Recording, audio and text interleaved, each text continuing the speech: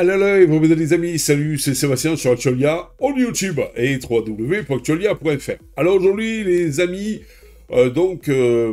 déjà, je vais vous présenter un petit truc assez sympa, une petite bidouille. Si vous aussi, vous avez un poste DAB, en tout cas chez nous, à Perpignan, le DAB est arrivé au mois de mars de cette année, et ça tombait bien, j'avais un poste qui gérait le DAB. Mais le problème, c'est que sur la majeure partie des postes, eh bien, le DAB est géré par une antenne, une prise antenne autre que la prise antenne de votre autoradio traditionnelle. Ce qui fait que vous êtes un petit peu embêté parce que, en fait, on vous dit qu'il faut rajouter une antenne à votre autoradio pour pouvoir capter le DAB. Mais le problème, c'est que la plupart du temps, on vous propose, vous avez regardé sur Amazon, vous tapez antenne DAB pour autoradio, eh bien, des espèces de petites antennes patch que vous collez contre le pare-brise, sachant que la plupart du temps, en tout cas c'est le cas pour le mien, le pare-brise est traité donc avec un traitement thermique, et donc automatiquement, eh bien, ça réduit un maximum les ondes, et puis vu que c'est à l'intérieur de la voiture, même si c'est contre le pare-brise, eh bien, il y a toujours la cage de Faraday de la voiture qui fait que les ondes passent moins bien.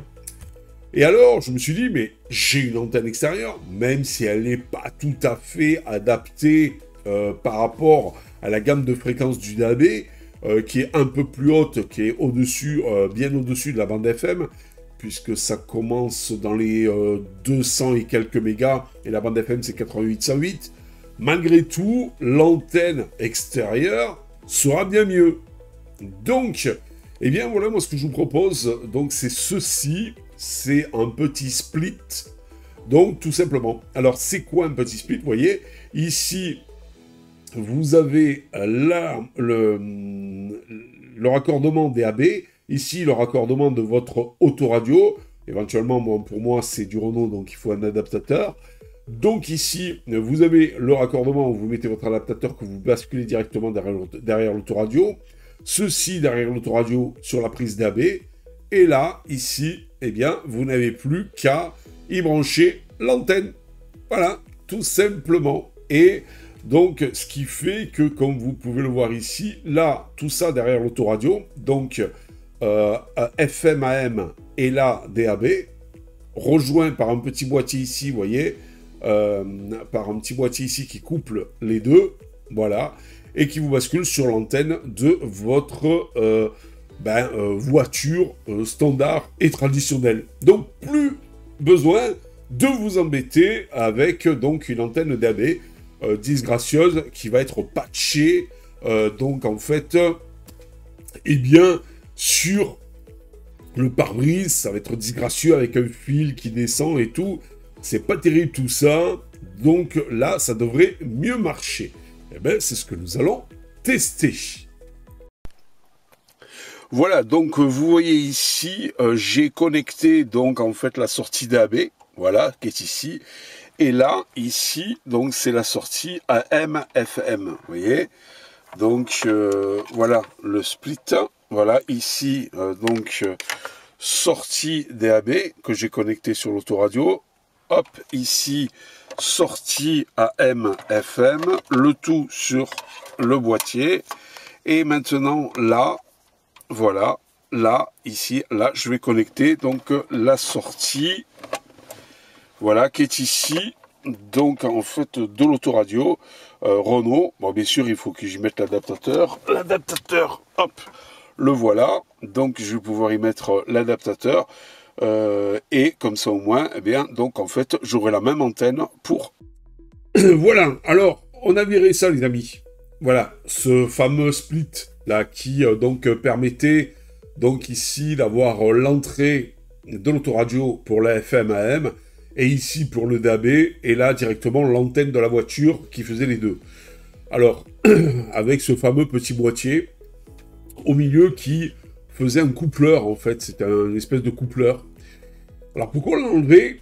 Bien tout simplement parce que ça atténuait le signal. Voilà, c'est-à-dire que autant le signal du DAB était mauvais, à chaque fois il me disait check antenna, c'est-à-dire aller voir si l'antenne était branchée, parce qu'il y avait un très faible signal pour le DAB.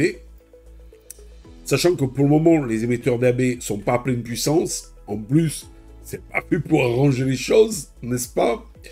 Et donc, ça ne fonctionnait pas. Quand j'ai enlevé ce truc-là et que j'y ai remis directement l'antenne donc de la voiture derrière donc mon autoradio, et bien là, j'avais une meilleure qualité de réception FM.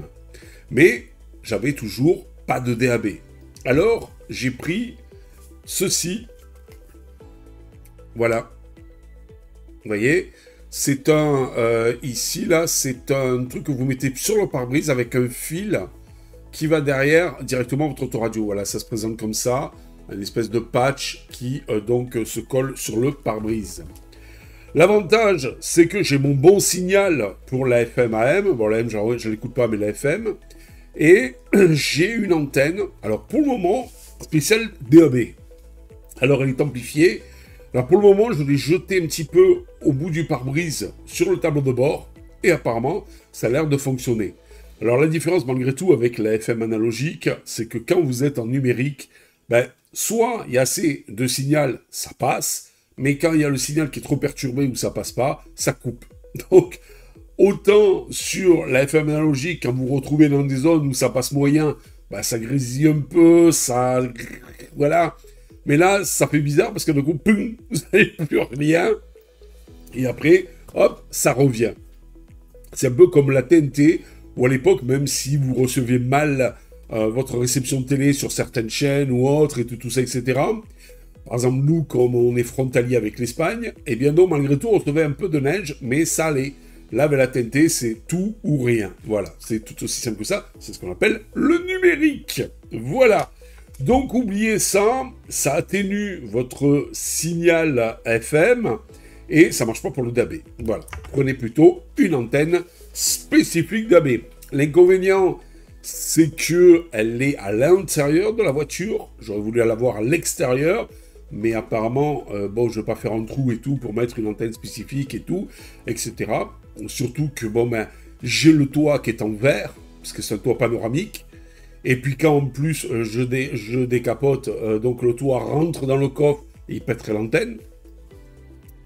Et sur le coffre arrière, j'ai déjà l'antenne FM. Je vais repasser un câble directement vers l'autoradio, spécifiquement pour l'antenne DAB. Voilà. Sachant que normalement, en 2030, ben, le DAB va remplacer la FM. La FM sera terminée. À ce moment-là, je récupérerai donc l'antenne de la FM, AM, qui donc sera plus utilisée, et je basculerai directement le DAB dessus. 2030, c'est donc pas longtemps, entre guillemets, puisque nous sommes, à l'heure où je vous parle, en 2025, c'est dans 5 ans. Dans 5 ans, j'aurai sûrement plus la voiture que j'ai à l'heure actuelle, donc on verra pour la prochaine voiture, peut-être qu'il y aura directement le DAB intégré, puisque je pense qu'il y aura une législation qui va dire maintenant tous les postes auto-radio et radio devront obligatoirement avoir le DAB. Donc ça sera directement intégré, quoi qu'il est intégré dans mon autoradio. Mais là, il y a deux sorties antennes, donc en fait pour l'un pour l'autre. J'ai vu que dans certains autoradios, ils commencent à le faire. Vous avez des coupleurs, cette fois-ci, intégrés dans l'autoradio, beaucoup mieux gérés que ce truc-là à 2 balles, qui coûte quand même 9,90 €, et donc, eh bien,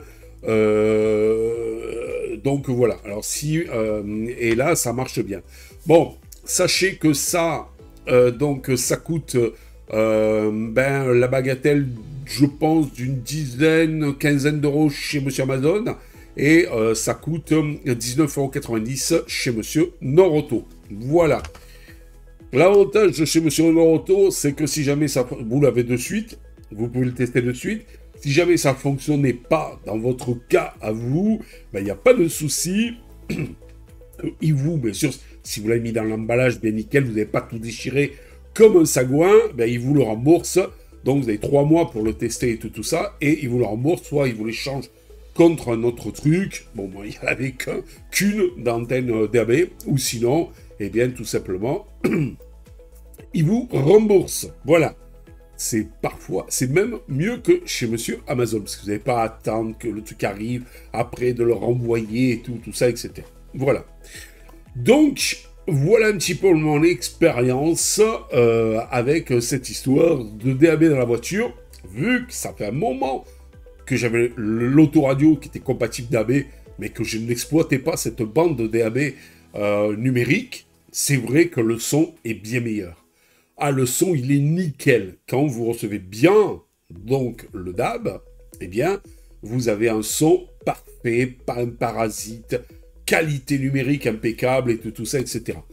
Mais, malheureusement, il suffit qu'à un moment donné, ça passe pas beaucoup, presque pas ou pas du tout, ben ça coupe. Bam! Voilà, vous avez plus de son.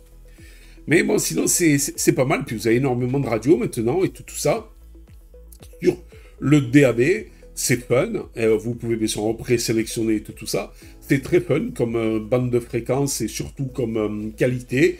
Voilà, et j'aime bien. Voilà, j'aime bien. Par contre, normalement, le DAB aussi, c'est que si vous êtes sur une station, on va dire Radio Nostalgie par exemple, eh bien, vous pouvez aussi, en vous déplaçant, basculer sur les prochains émetteurs, s'il y en a bien sûr, donc sur tout au long de la route. Voilà.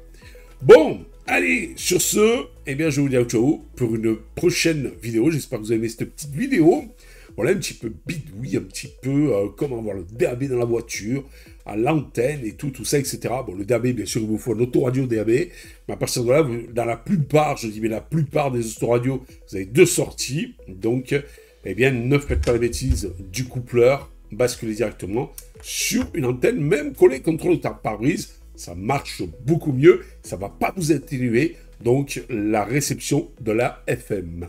Voilà, vous savez tout. Je vous dis ciao pour la prochaine vidéo. N'oubliez pas le petit pouce en l'air. Et n'oubliez pas de vous abonner. Tout ça pourquoi? Pour nous encourager à nous dans cette belle aventure multimédia. On compte sur vous les amis. Ciao, ciao. Si vous avez aimé cette vidéo, abonnez-vous, mettez un pouce en l'air et partagez cette vidéo. Merci, cela fait toujours plaisir.